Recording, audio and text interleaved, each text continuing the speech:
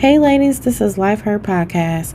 I just want you to know that I would like you to subscribe and share this podcast with your friends and family because someone will relate, and we are here to uplift and inspire women all over because somebody gotta have each other's back, and we all we got. So let's get started, ladies. Listen up.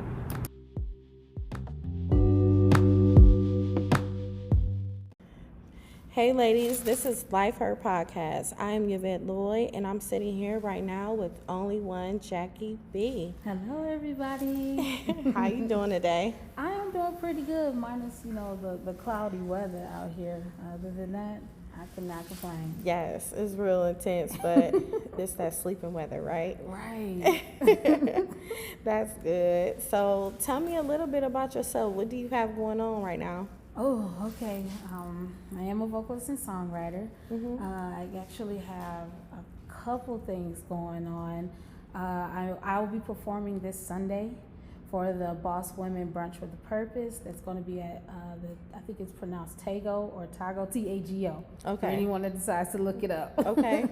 And I'm performing alongside Ray Lavander. That's going to be a major event. Just, women empowerment, just how to get ahead in life and some good music. That's Right. one thing. The next thing, I was actually blessed with an opportunity to perform at Ashley Stewart in Hampton, Virginia, this coming 20th of this month. Wow. Yes, it's music and conversation. So That's I was nice. super excited with that. That's really dope. So I take it you love empowering women. I love empowering women. Yes, I do. So who empowered you? Oh my God. Definitely my mom. Wow. We briefly talked about that, but yeah, she is like the pillar for everything that I do. When it comes to my music, when it comes to just speaking positively, when it comes to encouraging myself when I don't have anybody to talk to. That's good. It's good to always go to your mom. That's the closest person to you. So how did you get into singing? Did someone in your family sing and you followed their footsteps? When did you discover that you had a voice? I discovered that at 9 years old. Really? I was listening to TLC's Baby, Baby, Baby. Oh, Lord. That was my song, too. And I was, just doing my Barbie doll's hair, and I was singing Chili's part, and I was like, I can sing. So I was singing I told my brother first. My brother was like, you lying. You can't sing. I was like, Right. yes, I can. And they played it back, and I sung for them. And before you know it, they put me on the family music group, which consisted of 2 rappers, and then it was all of a sudden 2 singers, myself and my sister. Okay. So my mother was our manager at the time, and she had us dope. doing events throughout my hometown, which is Milwaukee, Wisconsin. Okay. So yeah, we ended up having to fire her. Like, Mom, we would rather you just support. Really? Yeah, that's a big difference there. So, what else? Like, what are the things what else you've done as far as at your young age getting into music? Did you do talent shows or anything of that nature? I did a lot of talent shows. Let's see, I did a lot of church performances, of course. Yes. I did a few plays here and there. They're almost vaguely to remember, but I know that I was in them. I'd say when I got into, I wanted to say maybe my teen years though, is when I like really, really started experiencing more because I got a chance to perform in front of major crowds. Like in our hometown, one of the largest music festivals is Summerfest. Okay. And I was blessed with the opportunity of opening up for LL Cool J. Oh, that was major. That was my that's first dope. event. It was like 20 plus thousand people. Dang. Yeah. So Was it you nervous? Oh, listen. Those butterflies went flying. I dang near could have just flew off the stage. I was so nervous. Oh my God, I would but have it's been something too. about the audience and the smiles that I see and the energy that they give me. Oh, yeah. That it's like once I get into the groove and I especially look out and I find someone that I can like rock with, and I just take that energy and it's like it's almost like I was meant to be there. Yeah, you are meant to be there. Look where you at now. And I'm grateful you for still it, got Julie. more to go. I do. I will say that. I'm grateful for this opportunity. These experiences is like, wow. Wow. Just as long as we stay humble along the way and always give praise to God, because He is the one. Yes. Come on now. Yeah. You know, I often wonder how a lot of times people get to a point in their life where it's like they begin with God. Yes. And then they get so far along their journey to where they forget. And it's like, how does that happen? Yes. The devil strikes. We got to understand that. It's the energy, the power of him. You know, it's just the money and fame. It all come along. And then it's like, I'm where I'm at now. I don't need him now. But you're always going to need him. Right. Yes. You praise him when it's good and you praise him when it's bad. But most importantly, you praise him when it's good. Say it then. Go ahead. Turn that into a song too, huh? Hey. So tell us about the younger Jackie. What was life like growing up besides singing? The younger Jackie was in what can I say, a shell. A shell. You know, my mother, she had went through a lot of hardships in her life. And coming from a single parent home where it's 6 of us, 2 boys, 4 girls. You know, my mother, she did the best that she knew how. She did the best that she could. Right. And with her strictness, I can't put it in the exact words, but it was almost like it was, some parts of my life was rebellious. Okay. I was rebellious at some points because I want to figure it out. I want to be grown. I want to do the, you know. I finished school at 17. You know, I've been working since I was 14. There's no reason why I should still be under this strict rules of, because you felt like you was doing the right thing. Exactly. I didn't go out there into the world and do no harm to people or crazy malicious things like that. So I'm like, come on, there's got to be something better than this. Wow. So then I ended up getting married. Married at a very, very young age. And so you think you got married by just wanting to just get out and just do what you wanted to do for once? Wow. Yeah. So with you doing that, how was the outcome of that? Well, I'm divorced now. Okay. I was in that relationship from 19 to 29. Oh. And at that time, my ex-husband was my manager, you know, and it was we had some good experiences. I wouldn't say everything was bad, right? You know, but personal-wise, it just didn't work out. Okay. It just didn't work out, and you know, we wish each other the best, but I really feel and believe that if a lot of the experiences I had within that relationship didn't take place, I really wouldn't understand who I am or who I was becoming at the time as a woman. Right. So I'm grateful for it. Yes, you have to be grateful for it. And it also taught me forgiveness. Okay. Because even after the relationship, I was angry for a very long time. I came here to Atlanta, Georgia in 2015. Didn't realize that I was still harboring a lot of that anger from that relationship, and we had separated in 2012. Well, separated and divorced in 2012. So once I learned how to do that, and what was so crazy was over the course of that time, meditation actually assisted me in that. Really didn't understand what it meant to hop into a vortex. Right. and really focus on the things that I wanted to keep me happy, to keep me going, to get me to this point, and so forth, you know. So, yeah. That's good. So how was your relationship with your mother during your marriage? Oh, it was a battlefield. It was a battlefield because you know how they say your mother can see things that you don't see? Yes, all the time. All the time. And I don't think it was simply because, I don't think she was wrong. I never said she was wrong.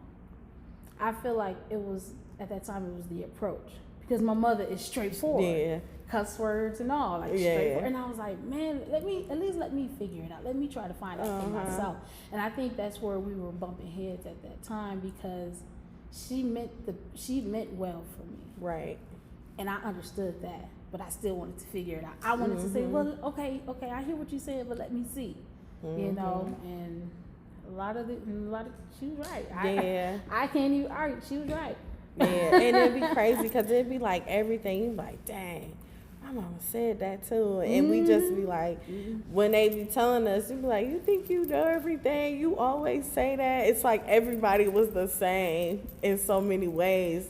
And it made it seem like dang, are everybody against me? and it's funny because like now that even sometimes I sit back and I think on even little small things that I'm going through now that I may not even say to my mom. I don't even have to tell her anything, and we'll have a random conversation, and she'll just and you don't need, and I'll be like, it be them key words. What are the key words? I guess when I become a mother, I'll know. Well, I'm not a mom, but it's more or less when you get so much more in tune than with yourself. You listen to a lot of people's verbiage and how they say things, and then you'll see how their demeanor is and their body language. You will be able to notice so many things once time keep progressing and you stop resenting what you see. So that makes perfect sense. Yeah, like you really have to pay attention to what you see off top from the beginning, and then you be like, oh dang, okay, because you will begin to feel people's energy. That's true. You can walk in a room. That's true. And you'll be like, okay, their energy is off. Their energy, well, this one they cool. I could just go over here and chill with them. But once you get more in tune in with yourself, you'll figure it out. And what you going in the direction you going in, you really gonna have to sharpen up. Yeah, definitely. You know, I'm still learning. I'm still learning people as I go. Yeah, because the people come off so genuine and everything, but you know, you have a good spirit, so it's like you have to know when your cutoff is. Exactly, and that's the biggest thing that I'm really learning, because with me having that good spirit, sometimes people would look at me as a pushover. And I'll just be like, it's not that I'm a pushover.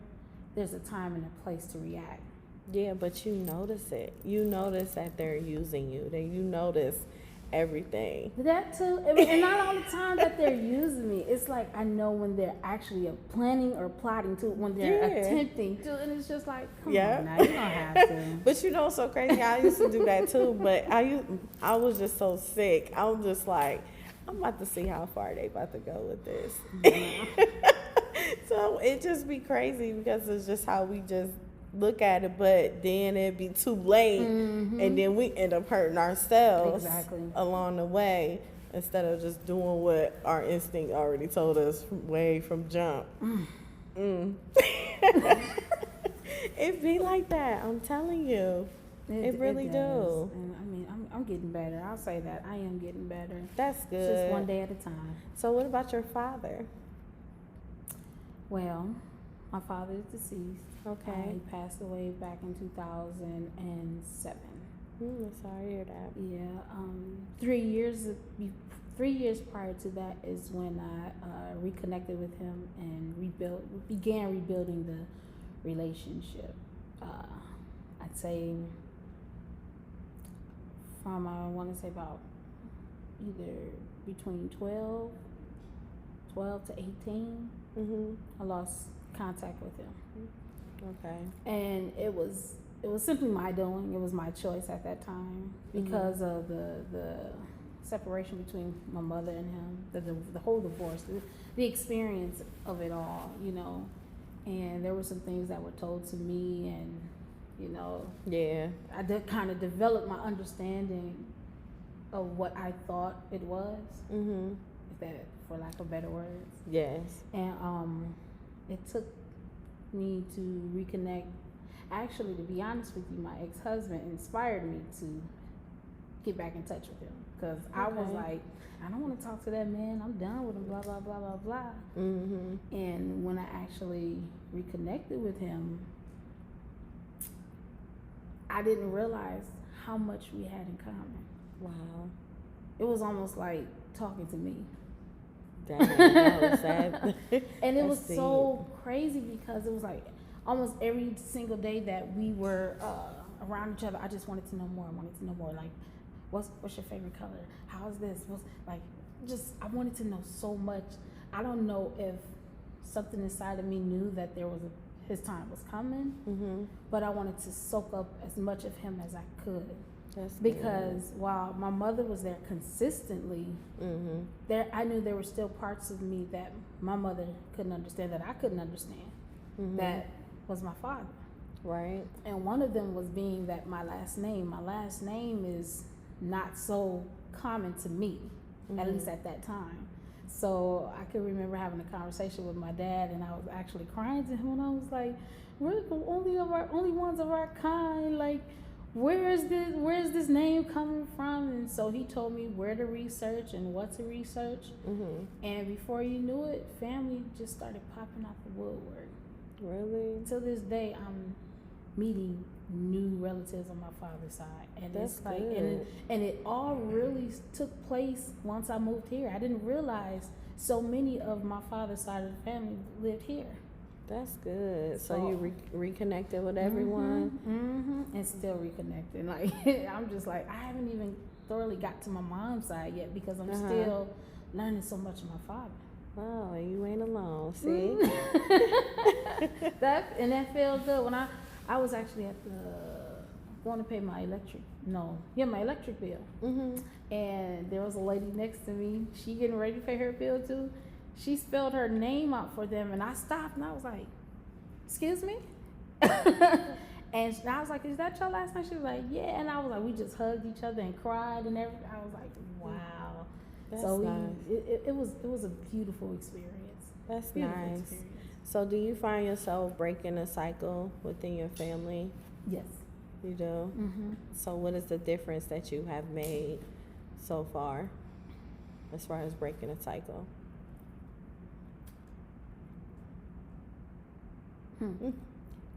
Traveling for one. Yes. Traveling for one. Like I said before, there's 6 of us in the household. My baby brother, he travels too. But to the extent of what I plan to do and what I'm doing now, no. I'm the only one that packed up and left our hometown. Wow, no. And everybody just still there? Everybody. Wow, and no one traveled besides your little brother? That's crazy. That's about how it is in my family too. And sometimes it's a beautiful thing. It's like almost like a blessing and a curse. Because there's so much that I have going on and things that I want to do that I would love for my family to take part in. But it's like where they find obstacles, I say, well, here's an outlet. And then they find another obstacle. And it's almost like, I don't know if they're just uncomfortable with it, or I don't know. A lot of us fear things. And I wish so many people would just step outside of their comfort zone to figure out newer experiences. And that's a lot of things that we void in today. And if we do more of the opposite and create a whole path for ourselves, we'll be able to see more of the light of our lives in so many ways. So is traveling the only thing? It's traveling. The fact that I'm pursuing my career in music. Like when I first got here, I only thought it was just singing. That's it. That's all I know how to do, singing, write songs. That's it. But I left Milwaukee, Wisconsin in 2015. It is now 2020. That's what, 5 years now? Yes. I've learned so much more about what I can do, like how to like make it work for me, like the other outlets, additional income for, just hustling Yeah. and just doing what I need to do to make sure I'm okay out here. That's good. It's so has it been a struggle? Like from when you first came here until now, like oh you yeah, find it like a struggle. Oh yeah. So what are the struggles that you have endured? Staying with someone else for a certain amount of time, not having a vehicle for transportation, not finding a job right away. You know, almost like the basics: house, car, income. Yes. You know, because sometimes people may see you doing so much as far as singing, and they see all of the success in it, but you have to, like, what are the things that people don't know and don't see about you, and they just like, you know, they be like, oh girl, you were so amazing, you're doing this and that. Hard. But you still got to carry yourself in so many ways. It's hard work. If I just have to sum it up in just a few words, it's just hard work, communication, you know, making sure you're at certain things on time. I'm still working on all of those things, you know. And I mean, just making sure that when it comes to the team that you have around you, you know, everybody is on one accord. You know, I can't say that it's not hard to tell when you have those that are around just for the benefit of who you are versus whatever else. But you know, like we said earlier, the more I become keen on my people sense, that all of that will follow. So I mean, it's just hard work and staying consistent and motivation and doing what you say you're gonna do. Yes. What is something that what advice could you give another woman that's in the industry and trying to sing and trying to make it?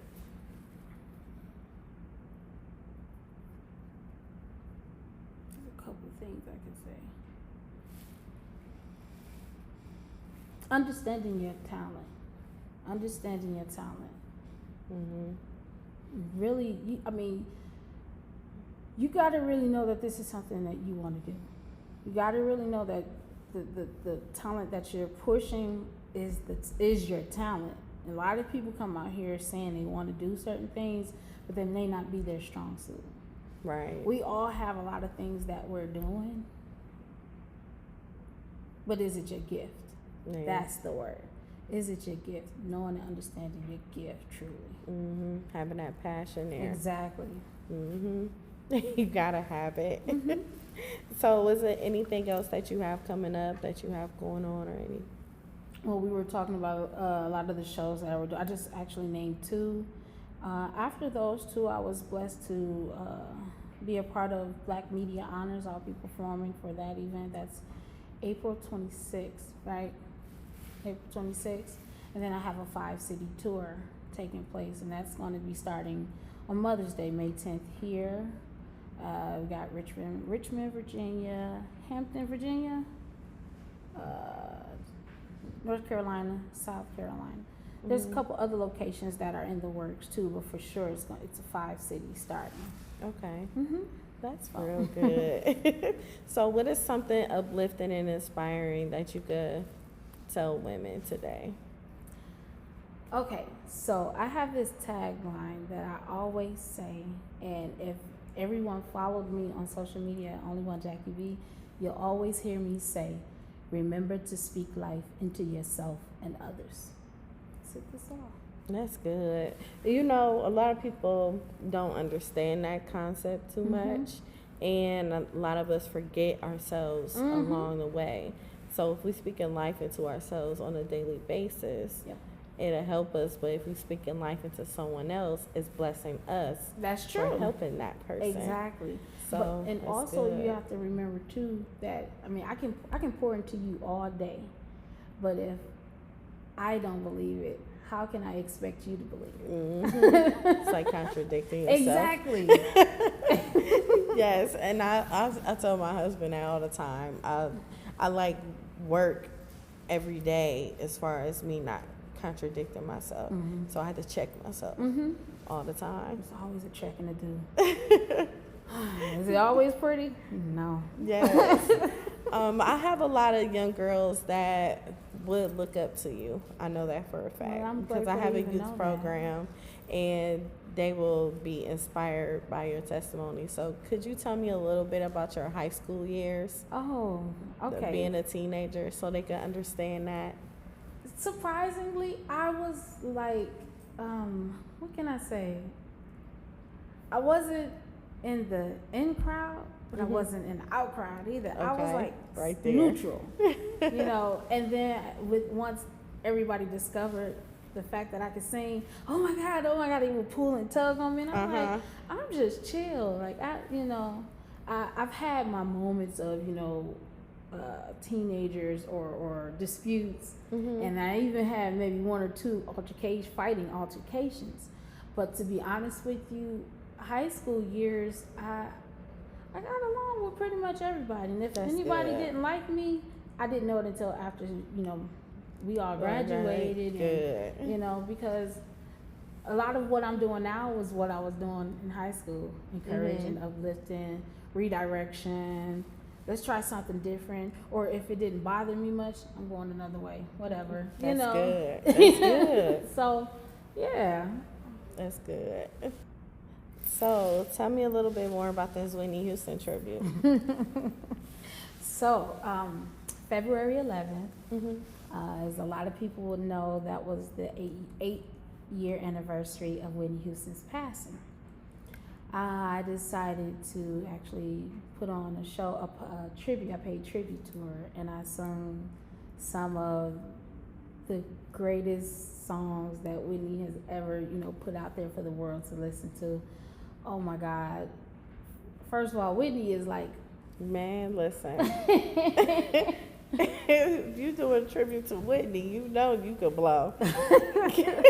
Whitney is my all-time favorite vocalist ever, period. So I felt like it was important, it was imperative for me to do that for her. And I'm honored to even be sitting here talking about it, because it was a beautiful thing. It was a beautiful experience, not for just for me, but for everybody that came out that night. So what made you want to do a tribute for her? Like I said, Whitney, for me, I've been listening to Whitney ever since she came out, and like vocal wise, who do you know that can actually capture a Whitney's tune? I can't even put it in words. That's how much I enjoy Whitney Houston. So it was like, for me, it was really important to make that happen. So once you just started singing everything, how did you feel when you seen the crowd's reaction when you hit that first note? And what was it like? Oh, God. Overwhelming in a good way.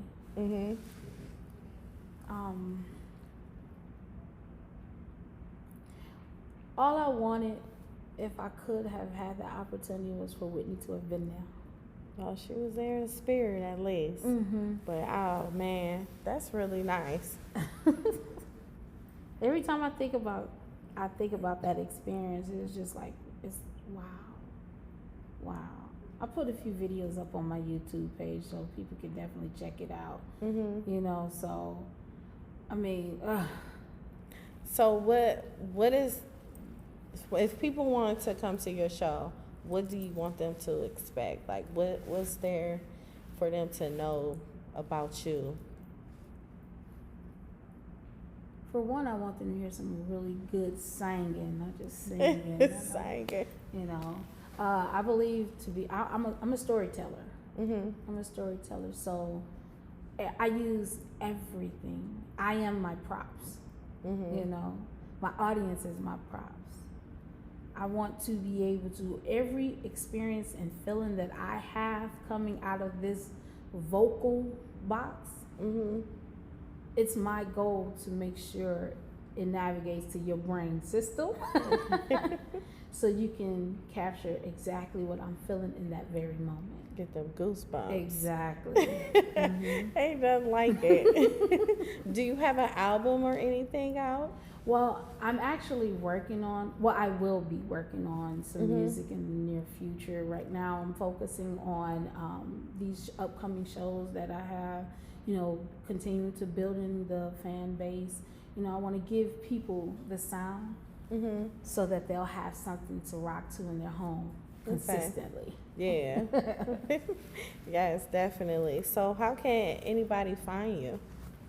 I am on all social media platforms at only the number one Jackie B.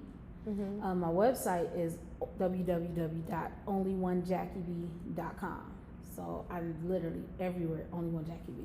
Okay, so how can anyone book you if they want you to do a show, a wedding, anything? They can contact my management team at mnsmediagroup@gmail.com.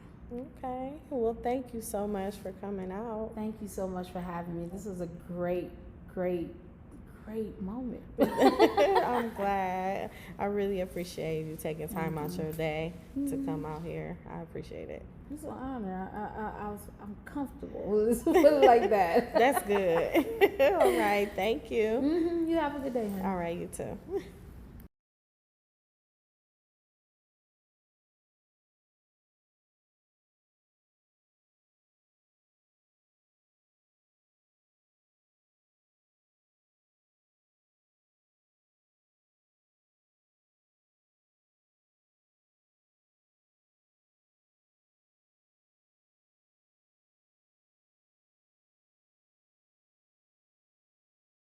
Thank you, everyone, for tuning in to Life Her Podcast, where we help heal women all over the world. Don't forget to follow us on Instagram and Facebook, Life Her Podcast, and check out our YouTube page as well. And make sure you subscribe. You can also look onto our website and you can purchase merchandise and listen to the podcast episodes.